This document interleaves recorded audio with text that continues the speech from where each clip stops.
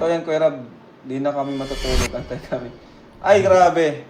Para kayo nanonood ng mga pelikula noong taong 90s. Alo!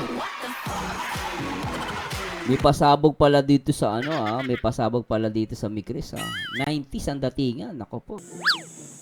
Or 2000. Early Nako. 2000. Namimiss ko yan, 90s and 2000. Mr. Mikoy ko. Pag ganun yung mga ano talaga. May part na malungkot at masakit, may part Oo. naman na ano. Kaya kayo mag-alala, di naman puro sakit. Lungkot. Pero minsan Kalinga Prab, okay din naman yan. Para tayo nanonood ng pelikula. Kasi ang Micris kasi tandem lang yan, di ba? Tandem pa as for now, no? Tandem yan.